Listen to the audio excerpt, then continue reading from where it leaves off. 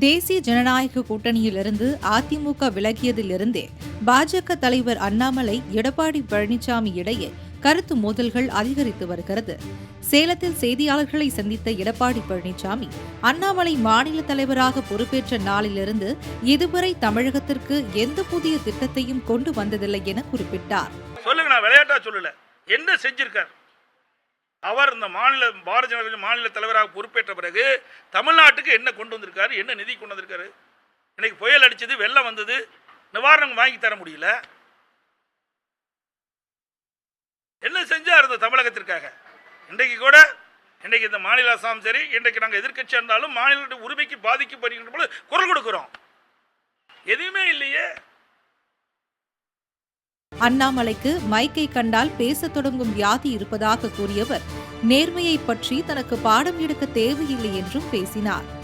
மைக்கு கண்டா அவருக்கு வியாதி மாதிரி, மைக்கு கண்டா உடனடியாக பேட்டி கொடுப்பார். விமானத்தில் ஏறும்போது ஒரு பேட்டி கொடுப்பார், இறங்கும்போது ஒரு பேட்டி கொடுப்பார். ஆகவே எல்லாரும் உழைத்து பதவிக்கு வந்தவர்கள், உழைக்காமல் பதவிக்கு வந்த ஒரே தலைவர்னா பாரதிய ஜனதா கட்சி தலைவர். இதையடுத்து சென்னையில் தமிழகம் மீட்போம், தளராது உழைப்போம் என்ற தலைப்பில் பாஜக சார்பில் பொதுக்கூட்டம் நடைபெற்றது.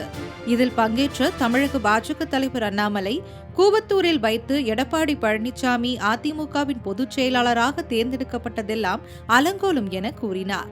கூவத்தூரில் நடந்தது கட்சியினுடைய பொதுச் செயலாளரை தேர்ந்தெடுக்கக்கூடிய நிகழ்வா? கூவத்தூர் நடந்தது அலங்கோலம். ஒரு புரட்சி தலைவர் நடத்திய ஒரு கட்சி, தமிழகத்தில் திமுகவுக்கு மாற்றாக இருக்க வேண்டும் என்று தமிழக மக்கள் நினைத்த ஒரு கட்சி, கூவத்தூர் நீங்க என்ன அநியாயம் பண்ணீங்க?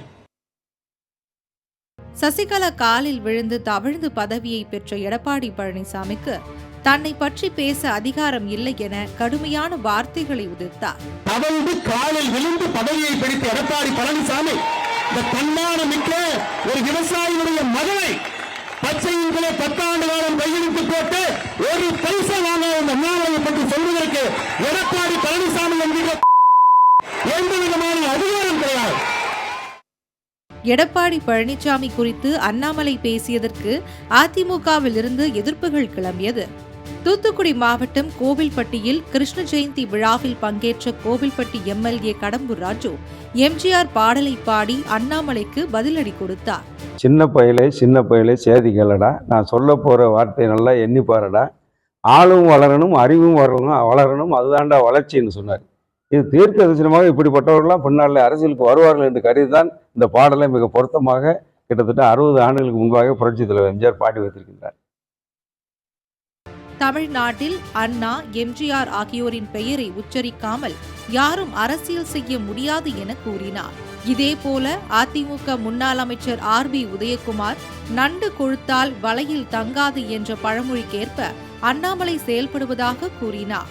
கொளுத்த நன்று வலையிலே தங்காமல் வெளியே சென்று மீன் வம்பு இழுக்கிற போது அந்த நண்டின் உயிருக்கே ஆபத்து வரும் என்பதை சூசகமாக தன் நண்டு தன் வாழ்நாளை இழக்கும்.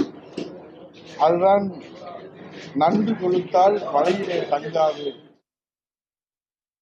அதிமுகவின் வரலாறு தெரியாமல் அண்ணாமலை மன அழுத்தத்தில் பேசி வருவதாகவும் அண்ணாமலையை ஆக்டோபஸ் அட்டைப்பூச்சியுடன் ஒப்பிட்டு விமர்சனம் செய்தார். எந்த உழைப்பும் இல்லாமல், ஒரு சொட்டு வேர்வை கூட சிந்தாமல், பதவி வெறி, அதிகார வெறியால், மன அழுத்தத்தால் இன்றைக்கு உளறி வருகின்ற ஆக்டோபஸ் அண்ணாமலை மனநல மருத்துவரை உடனடியாக சந்திக்க வேண்டும். அப்படி சந்திக்க முடியவில்லை என்றால் எங்களிடம் சொல்லுங்கள். இவர்களின் வரிசையில் முன்னாள் அமைச்சர் KB முனுசாமி, பாஜகவில் தலைமை பொறுப்பு பறிபோய் விடுமோ என்ற பயம் அண்ணாமலைக்கு வந்துவிட்டதாக கூறினார். இது அண்ணாமலை அவருக்கு பயம் வந்துவிட்டது. ஏனென்று சொன்னால், தமிழகத்தில் தான் தோண்டித்தனமாக பேசுகின்ற காரணத்தினால் இந்த தலைமை பொறுப்பு நமக்கு தொடர்ந்து இருக்காது, இருக்கின்ற வரையில் எதையாவது கருத்துக்களை சொல்லிவிட்டு செல்லலாம் என்று அவர் சொல்லிக் கொண்டிருக்கிறார். அதிமுக மட்டுமல்லாமல் பாஜக முன்னாள் மாநில தலைவராக இருந்த தமிழிசை சவுந்தரராஜனும் அண்ணாமலைக்கு அறிவுரை வழங்கினார். தலைவர்களுக்கு என்ன மரியாதை கொடுக்க வேண்டுமோ அந்த மரியாதையை கொடுக்க வேண்டும் என கருத்து தெரிவித்திருந்தார். அவர்களுக்கு ஒரு பாணி இருக்கும், அது அவரோட பாணி என்று எடுத்துக்கொள்ள வேண்டியது, அவ்வளவுதான். என்னை பொறுத்த மட்டில் தலைவர்களுக்கு என்ன மரியாதை கொடுக்க வேண்டுமோ அது கொடுக்க வேண்டும் என்பது எனது கருத்து. அண்ணாமலை, எடப்பாடி பழனிசாமி ஆகியோரின் கருத்து மோதல்கள் அதிகரித்து வரும் நிலையில் பல்வேறு மாவட்டங்களில் அண்ணாமலையின் உருவ பொம்மை எரிக்கப்பட்டது. திருநெல்வேலி மாவட்ட ஆட்சியர் அலுவலகம் அருகே அதிமுக ஐடி விங் சார்பில் அண்ணாமலைக்கு எதிராக போராட்டம் நடந்தது. இதில் அண்ணாமலையின் உருவ பொம்மை மீது சரமாரியாக தாக்கிய தொண்டர்கள் கொடும்பாவிக்கு தீ வைத்து எரித்தனர்.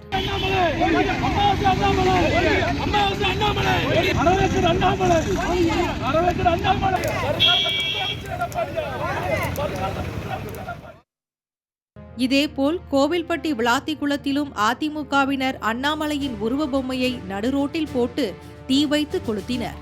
அண்ணாமலை, எடப்பாடி பழனிசாமி இடையே நாளுக்கு நாள் கருத்து மோதல்கள் அதிகரித்து வருவதால் அரசியல் வட்டாரத்தில் பரபரப்பு நிலவி வருகிறது.